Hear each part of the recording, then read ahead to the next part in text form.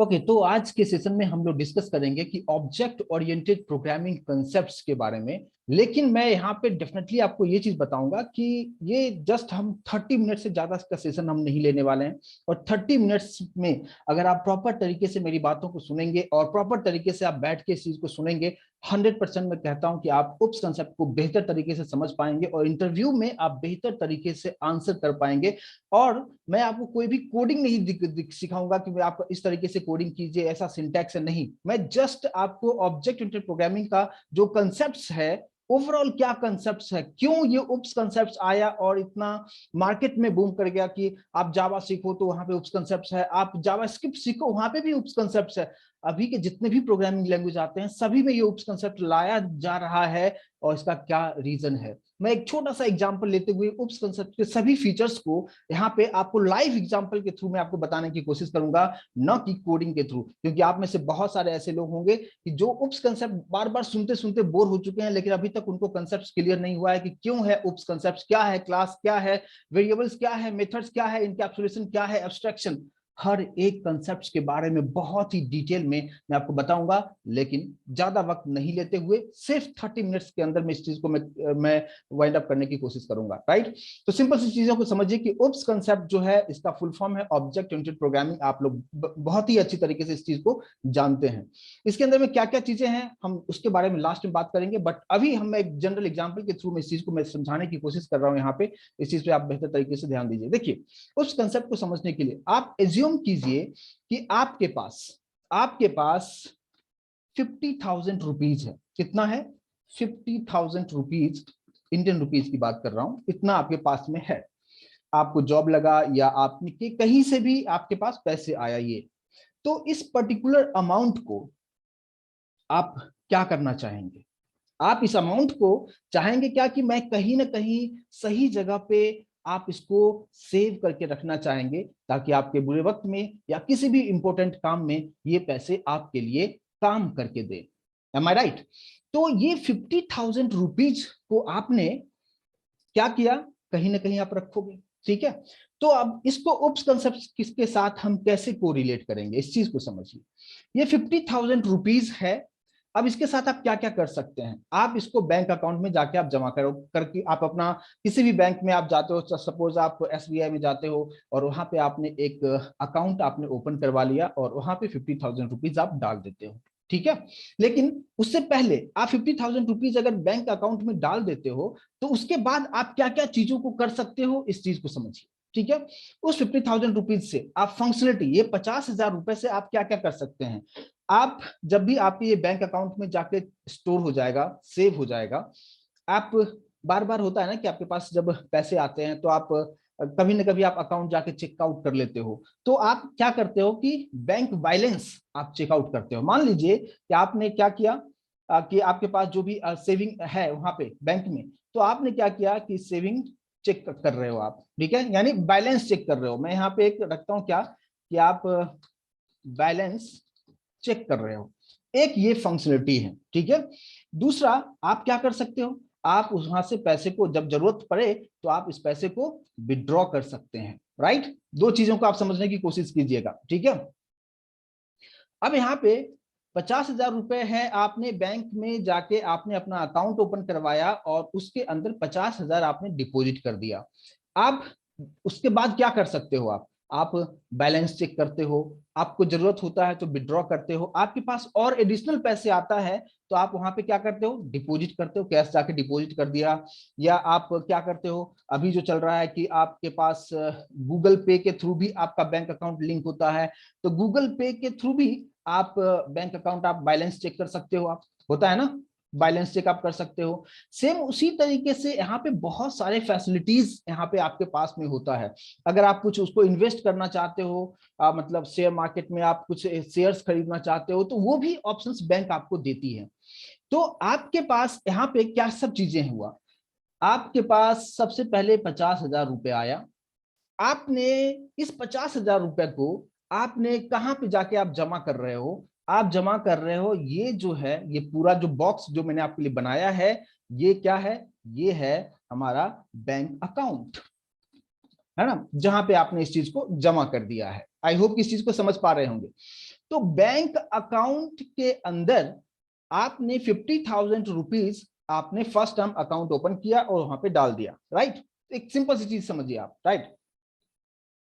Second part, इस 50,000 को manage करने के लिए अलग अलग फंक्शनलिटी दिया गया कि आप बैलेंस चेक करना हो या विड्रॉ करना हो, डिपॉजिट करना हो, गूगल पे के थ्रू उसको कनेक्ट करना हो, फोन पे के थ्रू कनेक्ट करना हो, या आप इन्वेस्ट करना चाहते हो, या आप पेटीएम के थ्रू आप कहीं पे भी आप जाते हो शॉपिंग करने के लिए, आप क्यूआर कोड स्कैन करते हैं और पेमेंट आपका डन हो जाता है। प्लस इसमें एक और चीज मैं यहाँ पे डाल दूं कि आप उस पर्टिकुलर या बैंक के एटीएम से भी आपको जरूरत हो रात में, या जब बैंक ओपन नहीं हो तो आप वहां पे भी आप कैश, अगर इमरजेंसी में आपको जरूरत पड़े तो आप बैंक एटीएम से भी आप विड्रॉ कर सकते हो पैसे को, राइट। कुछ इस तरीके से ये सब फंक्शनलिटी आपको दिया जाता है बैंक के अंदर में। तो यहाँ पे दो अलग अलग कंपोनेंट हो चुका है, एक तो 50,000 रुपीज था और दूसरा ये सब फंक्शनलिटीज था। क्या क्या फंक्शनलिटीज था?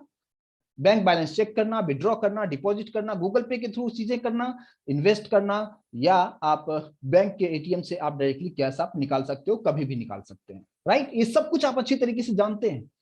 तो यहाँ पे इसको उप्स कंसेप्ट में, यानी ऑब्जेक्ट ओरिएंटेड प्रोग्रामिंग के कंसेप्ट में इसको किस तरीके से समझने की कोशिश करेंगे और उसी के अकॉर्डिंगली ये बनाया गया है। अब देखिए, जो बैंक यहाँ पे बैंक अकाउंट जो है ये काम करता है, किस पर्पज से ये काम करता है? ये एक क्लास की तरह यहाँ पे ये काम करता है, राइट। एंड हम्बल रिक्वेस्ट, कोई भी हैंड रेज प्लीज मत कीजिए, आप समझना चाहें तो अच्छी तरीके से समझिए, ठीक है। अब देखिए यहाँ पे जो भी क्वेश्चन होगा प्लीज चैट बॉक्स यूज करते हुए ही रिस्पॉन्ड आप करें प्लीज, राइट। अब यहाँ पे अगर मैं आपको एक चीज बताने की कोशिश करूं कि अगर आप इस चीज को समझिए कि अगर यहां तक अगर आपका ये चीज क्लियर हुआ है, तो जो बैंक अकाउंट है वो एक क्लास की तरह हो गया। क्लास का मतलब क्या? देयर इज अ कंटेनर, एक बॉक्स है और उस कंटेनर के अंदर में हमने दो अलग अलग कंपोनेंट्स को रखा है। एक कंपोनेंट्स क्या है? अमाउंट। तो ये अमाउंट जो है 50,000, ये इसको हम क्या कहेंगे? ये एक अमाउंट है या वेरिएबल्स की वैल्यूज है, कुछ इस तरीके से इसको हम क्या कहेंगे? ये दोनों जो पार्ट है मैं इसको एक साथ इस तरीके से कर देता हूं, ये हमारे पास है और दूसरा जो है फंक्शनलिटी वाला पार्ट है। इसी दोनों को हम लोग क्या कहते हैं? ये एक डेटा मेंबर है। यहाँ पे डेटा मेंबर्स होता है। तो क्लास हो गया और डेटा मेंबर्स हो गया। यहां तक सभी लोगों को क्लियर है क्या कि अगर आपके पास कुछ अमाउंट होता है, बैंक में आप जमा करते हैं, उस अमाउंट के साथ आप क्या क्या कर सकते हैं, बैंक आपको ये सारी फैसिलिटीज देती है। तो इसको उप्स कंसेप्ट के अंदर अगर कहा जाए तो सिंपली जो बैंक अकाउंट है जो आपको जो प्रोवाइड किया गया है वो एक क्लास बन गया, और क्लास के अंदर में आपके पास अमाउंट है और इसके साथ ये सब फंक्शनलिटी है, ये सब चीजें आप कर सकते हैं उस अमाउंट के साथ, और इसी को हम क्या कहते हैं? डेटा मेंबर्स कहते हैं। आई होप कि ये चीज सभी लोगों को क्लियर होगा। यस और नो प्लीज रिस्पॉन्ड जरूर करेंगे चैट बॉक्स के थ्रू। फर्स्ट पार्ट ये हो गया। अब बात करते हैं कि यहाँ पे सिक्योरिटी कैसे आएगा। ये तो जस्ट मैं ओवरऑल आपको बता दिया। अब यहाँ पे बात करते हैं कि सिक्योरिटी कैसे आएगा, उस चीज को आप समझिए कि ये जो 50,000 रुपीज है ये ओपन तो नहीं होगा, राइट। तो इसे हाइड करने के लिए कुछ कीवर्ड्स यूज किए जाते हैं और जिस कंसेप्ट को कहते हैं डेटा हाइडिंग। तो उसके लिए हम क्या करते हैं कि ये 50,000 जो है इसको यहाँ पे एक कीवर्ड के थ्रू यहाँ पे हाइड किया जाता है, जिसको हम कहते हैं क्या? प्राइवेट। इसके ऊपर लिख देता हूं, है ना। इसको मैं क्या बोलूंगा? ये जो है ये प्राइवेट इसको कर दिया गया।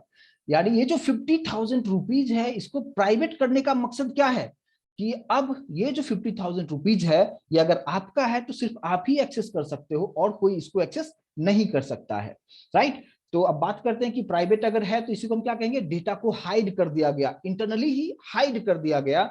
तो ये एक्सेसिबिलिटी इसका सभी कोई एक्सेस नहीं कर सकता है। तो जावा में आपको जो भी आप डेटा मेंबर्स आप बना रहे हो, खासकर जो वेरिएबल्स, ये जो है वेरिएबल्स भी इसको हम बोल सकते हैं, ये प्राइवेट होगा, इसको आसानी से कोई बाहर से कोई एक्सेस नहीं कर सकता है, राइट। अब बात करते हैं कि चलो, तो ये जो कंसेप्ट हो गया कि आपके पास जो अमाउंट था उसको आपने प्राइवेट कर दिया, और इसी कंसेप्ट को हम क्या कहेंगे? मतलब उप्स कंसेप्ट के अंदर इसको क्या कहेंगे? उप्स कंसेप्ट के इसको हम क्या कहेंगे? Data hiding. आई होप नाम से समझ में आ रहा होगा। डेटा को हाइड करने के लिए प्राइवेट कीवर्ड यूज किया गया और वो आपका अमाउंट प्रोटेक्टेड वहां पे इंटरनली जो है सेफ है, राइट।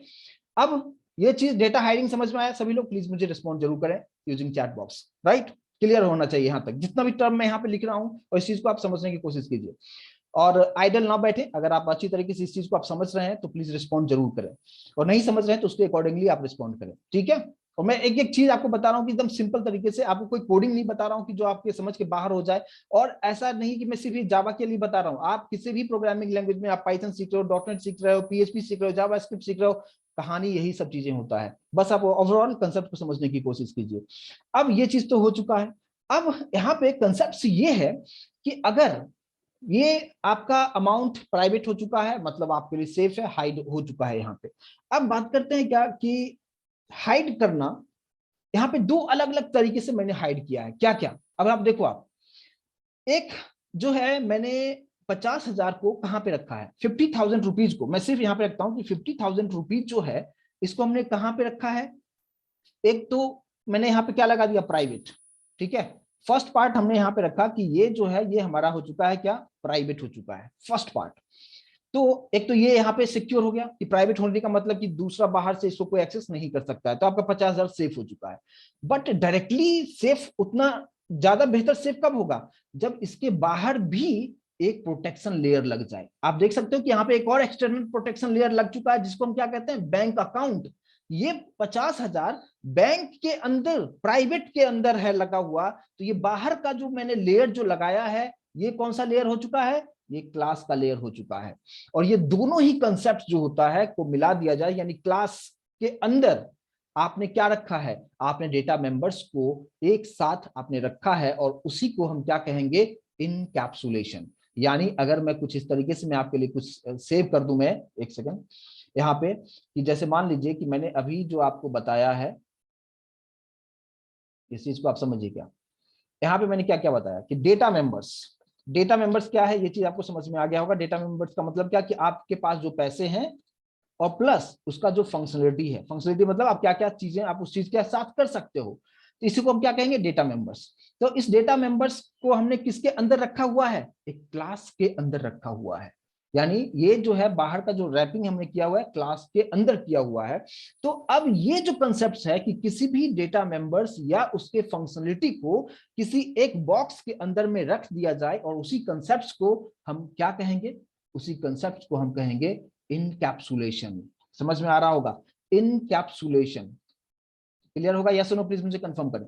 तो इनकैप्सुलेशन ऑब्जेक्ट ओरिएंटेड प्रोग्रामिंग का बहुत अहम पार्ट होता है, जिसके अंदर आपको करना क्या होता है कि आप एक क्लास बनाते हो, उसके अंदर में आप मेंबर्स बनाते हो, उसका फंक्शनलिटी बनाते हो, और इसी कंसेप्ट्स को इनकैप्सुलेशन कहते हैं। यानी जावा के अंदर में कोई भी क्लासेस की बात अगर किया जाए तो class is the best example for the encapsulation concepts. I hope कि इस चीज को समझ पाए होंगे। यस और नो प्लीज मुझे कंफर्म जरूर करें, यहां तक क्लियर है। तो क्लास का मतलब कि क्लास के अंदर हम क्या रखते हैं, डेटा मेंबर्स को रखते हैं। डेटा मेंबर्स क्या है, मैंने आपको एकदम सिंपल सा एग्जांपल करके मैंने आपको बताने की कोशिश किया है, राइट।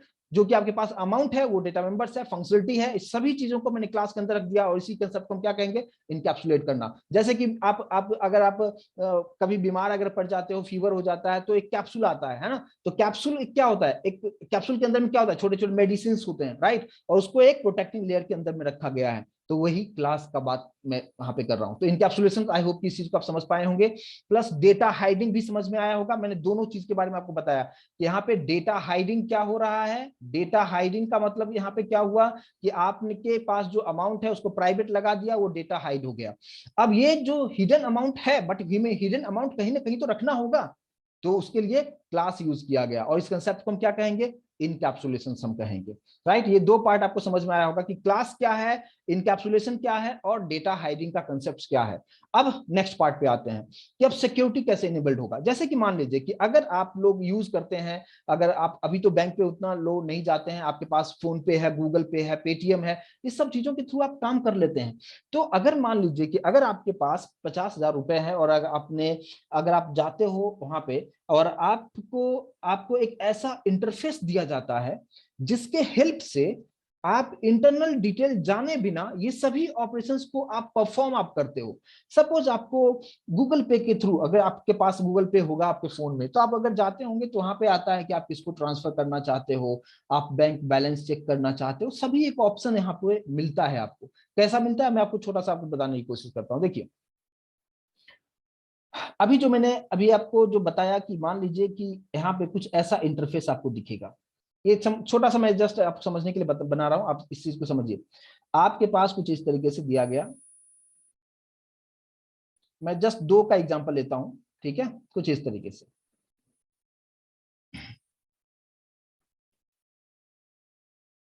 यहाँ पे हम लोग क्या करते हैं, मान लीजिए कि आपने क्या किया, चेक बैलेंस, चेक बैलेंस, ठीक है, और आपको किसी के अकाउंट में ट्रांसफर करना है, ट्रांसफर मनी, है ना, कुछ इस तरीके से। फिलहाल जस्ट मैं 2 रखता हूं, ठीक है। आपको ये इंटरफेस आपको दे दिया गया, आपके जब फोन पे आप ओपन करते हैं तो, या गूगल पे ओपन करते हैं तो वहां पे ये चीज रहता है, और इसके अलावा बहुत सारे फीचर्स होते हैं, मैं सभी पे नहीं जाऊंगा, काम उस सब का वही है। तो आपने कभी ये सोचा है कि अगर मैं चेक बैलेंस पे जब आप क्लिक करते हो, या फोन पे अगर आप क्लिक करते हो, तो वहां पे आपको या किसी को पैसे अगर आपको ट्रांसफर करना होता है, गूगल पे के अंदर होने के बावजूद भी आप लॉगिन कर लेते हो, लेकिन फिर भी आपसे जब ट्रांजैक्शन, जब कंफर्मेशन जब होता है, तो वहां पे आपसे एक पिन कोड आपसे मांगा जाता है सिक्योरिटी के लिए, होता है पिन कोड, यस और नो? कि आप मान लो किसी को आप 1000 रुपीज ट्रांसफर कर रहे हो, 1000 आपने रखा और किसी का मोबाइल नंबर आपने लिखा, वहां पे आ गया, ठीक है, लेकिन उसके बाद फिर आपको वहां पे चीजें क्या आप उससे पूछा जाता है कि आप सिक्योरिटी कोड, वहां पे पिन कोड आप डालें, राइट। पिन कोड जैसे आप डालते हैं, सेकंड में आपका जो चीजें हैं, पैसे आपके जिसको भी आपको ट्रांसफर करना था वो ट्रांसफर हो जाता है, राइट। तो इंटरनल क्या होता है वो आप देख पाते हैं क्या, कि इंटरनली कौन सा मेथड कॉल हुआ, जो मैंने भी आपको बताया कि आपके अकाउंट में 50,000 रुपए था, लेकिन फंक्शनलिटी बहुत सारे था कि आप ट्रांसफर कर सकते हो, डिपॉजिट कर सकते हो, बहुत सारे था, लेकिन वो चीज आप नहीं देख पाते हो, वो चीज आपको नहीं पता चलता है। और अगर आप बैंक में जाके पूछोगे कि ऐसा क्या होता है, ऐसा क्या चीज इंटरनली है, कि जस्ट हमने हमने ट्रांसफर पे मनी पे क्लिक किया, वहां पे आ गया कि किसको ट्रांसफर करना है, कितना अमाउंट ट्रांसफर करना है, और जैसे सबमिट किया, पिन मांगा, पिन दिया, ट्रांसफर हो गया। इंटरनली क्या सब चीजें होता है, ये कभी बैंक ने आपके साथ शेयर किया है क्या? कभी नहीं शेयर करता है। और ये कंसेप्ट जो होता है, इसी को कहते हैं क्या? एब्स्ट्रैक्शन। इसको क्या कहते हैं? इसी कंसेप्ट को क्या कहते हैं? एब्स्ट्रैक्शन कहते हैं। आई होप की चीजों को समझना आसान हो रहा होगा आपको, कि ये होता है एब्स्ट्रैक्शन, कि ये जो है फाइनल यूजर को दिखाया गया, मतलब फाइनल यूजर का मतलब क्या, आपको दिखाया गया, राइट। मैं यहां पे लिखता हूं ये फाइनल यूजर को दिखाया गया, ठीक है।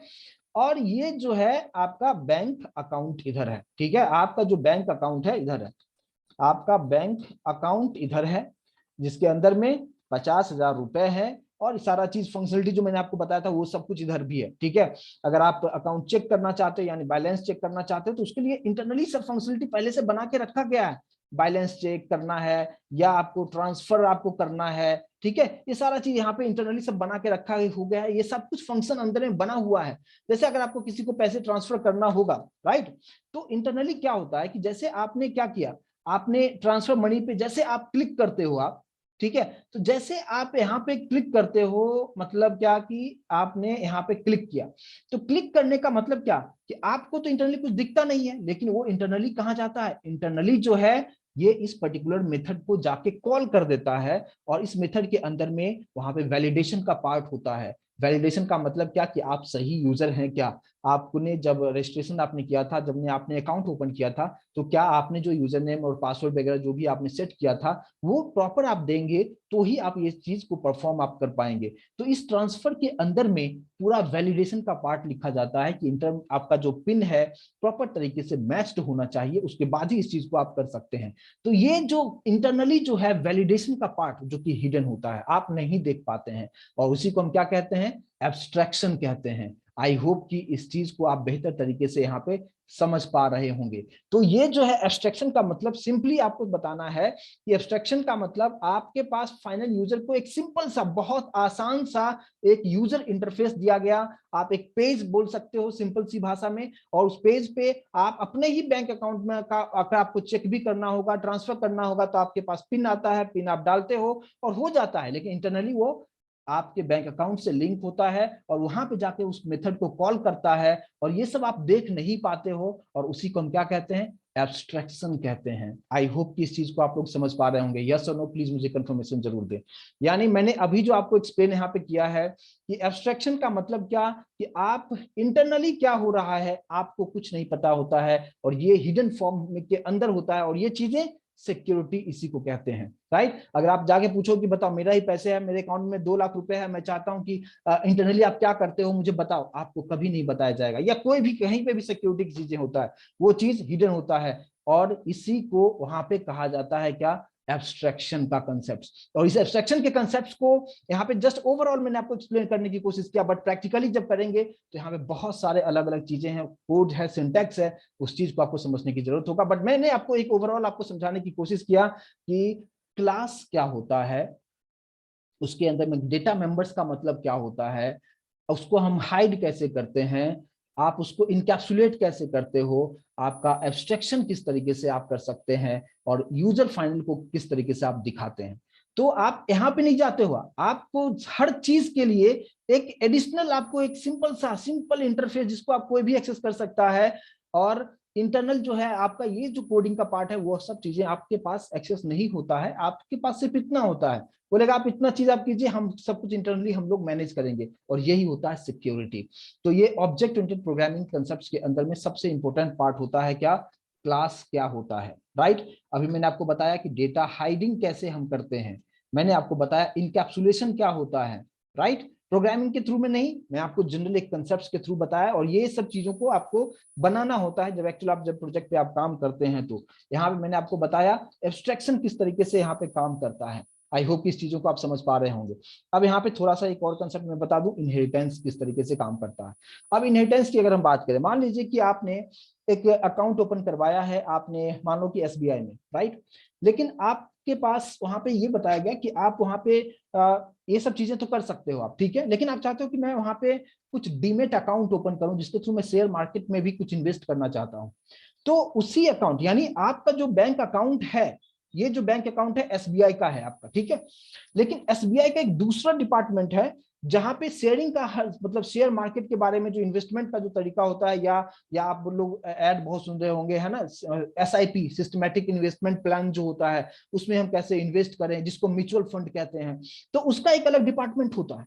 और वो आपका जो अकाउंट है उस वक्त ये एज अ पेरेंट काम करेगा, और वो जो म्यूचुअल फंड का है वो एज ए चाइल्ड क्लास वहां पे काम करेगा, और इस अकाउंट का जो भी चीजें हैं वो एक्सेस वहां पे बहुत ही आसानी से कर पाता है। यानी सिंपल सा अगर मैं इनहेरिटेंस को अगर समझाने की कोशिश करूं तो मैं सिंपली ये बताऊंगा कि मान लीजिए कि यहाँ पे हमने एक क्लास क्रिएट किया और 2 क्लास इस तरीके से क्रिएट किया जो कि डिफरेंट है। मान लीजिए कि ये क्लास जो है इसका नाम है ए है और इसका नाम है बी है। अब दोनों सेपरेट क्लास है, जैसे मान लो कि 2 डिफरेंट अकाउंट, अभी जो मैं अकाउंट का एग्जांपल दे रहा था, ये जो अकाउंट है मान लीजिए कि ये अकाउंट है रमेश का है, ठीक है, और ये दूसरा जो अकाउंट है ये सुरेश का अकाउंट है। दोनों सेपरेट अकाउंट है। अभी मैंने आपको अकाउंट के बारे में बताया, अंदर में क्या क्या चीजें होता है, क्या क्या प्रोसेस होता है, इस चीज को आप बेहतर तरीके से समझ गए, लेकिन ये दोनों सेपरेट हैं। तो अगर मैं आपसे ये पूछूं कि क्या रमेश जो है सुरेश के बैंक अकाउंट के बारे में इंफॉर्मेशन ले सकता है क्या, यस और नो, प्लीज मुझे रिस्पॉन्ड करें। जनरली ऐसा होता है क्या, अगर आप बिल्कुल ऐसा नहीं पॉसिबल है, अगर बैंक में जाके बोलोगे क्या कि मैं किसी XYZ पर्सन के बारे में, उसके बैंक अकाउंट में कितना पैसे है मैं जानना चाहता हूं, क्या बैंक आपको उसके बारे में इंफॉर्मेशन आपको बताएगी, यस और नो, आपको कभी नहीं बताएगी, राइट। तो यहां पे क्या हुआ, सेपरेट हो चुका है। लेकिन अगर हम ऐसा करें कि ये रमेश का अकाउंट है और ये भी जो है मैंने यहां पे क्या कर दिया, ये भी रमेश का ही अकाउंट है, ठीक है, लेकिन ये जो है उसका एक्चुअल जो प्राइमरी है वो है यहाँ पे प्राइमरी जो है वो है, और ये जो है उसका डीमेट अकाउंट है, कुछ इस तरीके से समझिए, डीमेट अकाउंट है, ठीक है, और रमेश का ही है, सेम बैंक में है, सेम ब्रांच में है, यानी एसबीआई का मान लो कोई भी ब्रांच आप समझ लीजिए, एसबीआई के अंदर में है। तो वहां पे क्या किया गया कि आपने जब ओपन किया था, आपको सिर्फ जो फर्स्ट टाइम जो ओपन कराने के लिए जो प्रोसेस था आपने कर किया था, लेकिन जब उसी का सेकेंडरी जो आप बनाना चाह रहे थे कि इस अकाउंट से लिंक मेरा ये चीजें हो जाए, तो वहां पे आपको अलग से डॉक्यूमेंट्स देने की जरूरत नहीं थी, लेकिन आपका अलग से सेपरेट एक डीमेट अकाउंट खुल गया जहां के थ्रू, जहां के से आप जो भी चीजें आप करना चाहें इन्वेस्टिंग के पर्पज से, तो वो सारा चीजें आप बी अकाउंट से आप कर रहे हैं। लेकिन बी अकाउंट में कुछ पैसे आप इन डाल नहीं रहे हो, डिपॉजिट नहीं कर रहे हो, वो डिपॉजिट कहां कर रहे हो आप अपने प्राइमरी वाले में कर रहे हो, यानी बैंक मतलब ए में कर रहे हो, ठीक है, प्राइमरी में कर रहे हो, लेकिन ए से ही इंटरनली अगर आपको कुछ हर महीने, मान लो कि आपने 2000 आपने इन्वेस्टमेंट के लिए सोच के रखा है कि मेरा 2000 हर महीने में एसआईपी में जाना चाहिए पैसे, ऑटोमेटिक आपके पहले वाले अकाउंट से, प्राइमरी बैंक से, मान लो कि हर 5 तारीख का आपके पास अकाउंट से पैसे कटेगा और वो बी वाले में आ जाएगा और वहां से डीमेट अकाउंट से, या आप बोल सकते हो कि वहां से आपके एसआईपी के थ्रू वो इंटरनली लिंक्ड रहेगा, राइट। तो उस वक्त आप अगर यहाँ पे ये जो प्रोसेस हो रहा है कि यहाँ पे पेरेंट आपका अकाउंट था और उससे लिंक्ड आप बहुत सारे अकाउंट्स उसके अंदर में अलग अलग चीजें आप कर सकते हैं, तो यहाँ पे पेरेंट और चाइल्ड यानी ये दोनों ही आपस में लिंक हो चुका है, जिसके थ्रू आप आसानी से एक अकाउंट से दूसरे अकाउंट को एक्सेस आप कर सकते हैं। यानी यहाँ पे एक रिलेशनशिप हो रहा है और इस रिलेशनशिप को ही हम कहते हैं क्या, इनहेरिटेंस। आई होप कि इस चीज को समझ पा रहे होंगे, यस और नो प्लीज मुझे कंफर्म करें, राइट। और नॉर्मली अगर मैं समझाऊं, मैं तो बैंक का एग्जांपल ले रहा था इसलिए मैंने बैंकिंग के थ्रू में आपको बताने की कोशिश किया, लेकिन अगर मैं इस तरीके से आपको बताऊं कि जैसे मान लीजिए कि आपके पास, आपके पेरेंट्स के पास जो कुछ भी प्रॉपर्टी है, क्या उसका आप यूज कर सकते हैं? आप बिल्कुल कर सकते हैं, राइट। तो सेम उसी तरीके से यहाँ पे भी आप समझिए कि आपके पेरेंट्स के पास जो कुछ भी है, मान लीजिए आपके पेरेंट्स के पास जो है 100 एकड़ आपके पास जमीन है, प्रॉपर्टी है, तो आप अगर आप 2 भाई हैं, तो ऑब्वियस सी बात है कि वो दो जो 100 एकड़ का जो जमीन है, जो प्रॉपर्टी है, वो 50-50 डिवाइड होगा, 50% आपको मिलेगा, 50% आपके भाई को मिलेगा। तो वहां पे क्यों मिला? क्योंकि आप जो वहां पे जो थे, आप दोनों चाइल्ड हो अपने पेरेंट के, राइट। तो यहाँ पे सिंपल सी कहानी है कि पेरेंट्स के पास जो कुछ भी चीजें होगा, उसका चाइल्ड उसको एक्सेस कर सकता है। लेकिन दूसरा इसका जो पर्सपेक्टिव है उसको समझिए, लेकिन चाइल्ड के पास जो कुछ भी होगा, पेरेंट उस चीज को एक्सेस नहीं कर सकता है, और ये कंसेप्ट होता है इनहेरिटेंस का, राइट। आई होप इस चीज को आप लोग समझ पाए होंगे, राइट, क्लियर होगा। तो इस तरीके से आपको इनहेरिटेंस का कंसेप्ट आए, होप इस चीज को आप बेहतर तरीके से यहाँ पे समझ पाए होंगे। तो ये सारा चीज जो है यहाँ पे अगर मैं एक साथ अगर मैं रैप करके आपको बताऊं कि क्लास को मैंने इंडिकेट किया कि आपका जो बैंक अकाउंट है, उसके थ्रू मैं आपको बताने की कोशिश किया कि बैंक अकाउंट आपकी क्लास की तरह काम करता है।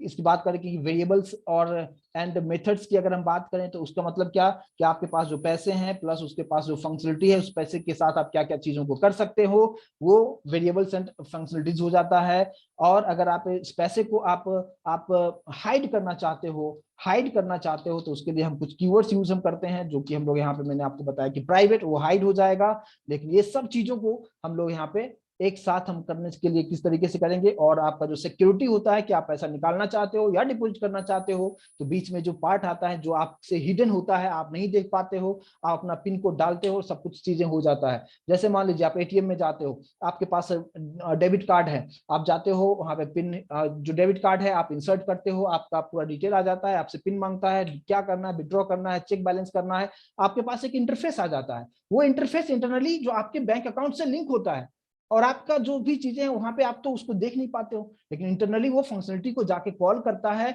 और वो जिसको आप देख नहीं पाते हैं, और उसी प्रोसेस को हम लोग क्या कहते हैं, एब्स्ट्रैक्शन, राइट। और उसके बाद फिर मैंने आपको बताया इनहेरिटेंस। इनहेरिटेंस का मतलब क्या कि सभी क्लासेस है, 2 अलग अलग क्लासेस है, और आपस में उसको लिंक कैसे करना है, और लिंकिंग करने के लिए वहां पे रिलेशनशिप बनाने के लिए जो चीजें यूज किया जाता है वो होता है इनहेरिटेंस, और इसी को हम कहते हैं उप्स कंसेप्ट्स।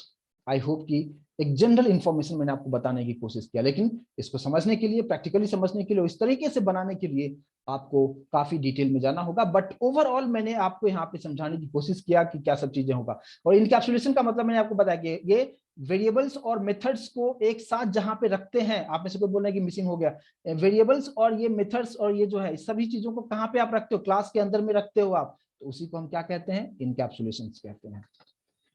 तो इनकैप्सुलेशन का 2 मतलब है, एक तो क्लास के अंदर रैप करना, और क्लास के अंदर में जो चीजें हैं उसको आप हाइड करके रखो, that is also known as encapsulation. 2 part मैंने आपको समझाने की कोशिश किया। आई होप ये चीज क्लियर होगा सभी लोगों को, राइट। कोडिंग में इसको कैसे किया जाता है वो तो हाफ एन आवर में बताना मुश्किल है, बट मैंने एक ओवरऑल आपको बताने की कोशिश किया, क्योंकि ये चीज बहुत सारे स्टूडेंट्स को कंफ्यूजन हमेशा होता है कि क्या होता है उप्स कंसेप्ट, क्यों क्यों सीखे हम उप्स कंसेप्ट। अभी आपको ये इतना तो जिज्ञासा डेफिनेटली आया होगा कि हाँ मुझे ये चीज सीखना चाहिए, उप्स कंसेप्ट क्या होता है, एक्चुअल में कैसे हम बनाएंगे। तो आपको कंसेप्ट पता होना चाहिए कि जैसे आप कोई भी चीजें आप बनाते हो, तो जब तक कि उसका एक रफ आइडिया नहीं होगा कि क्या सब चीजें होगा, एक्चुअल फाइनल आउटपुट क्या होगा, अगर वो उसके बारे में अगर आपको आइडिया नहीं होगा तो आप कुछ भी चीजों को आप नहीं कर सकते हैं। इसलिए आपको क्या करना है उसका एक क्लियर पिक्चर आपके माइंड में होना जरूरी है। और इसलिए मैंने उप्स कंसेप्ट क्यों बनाया गया, उसका क्या एडवांटेज होता है, किस तरीके से इंप्लीमेंटेशन होता है, वो चीज को मैंने आपको एक्चुअल एग्जांपल के थ्रू आपको बताया। और इसके थ्रू आप समझ सकते हैं कि उप्स कंसेप्ट आपको सीखना जरूरी है, और इसके अंदर में बहुत सारे कंसेप्ट है जिसको आप बेहतर तरीके से सीखेंगे तो आप डेफिनेटली ये सब चीजों को आप अच्छी तरीके से परफॉर्म कर पाएंगे। आई होप कि इस चीज को समझ पाएंगे। यस और नो प्लीज मुझे कंफर्म करें।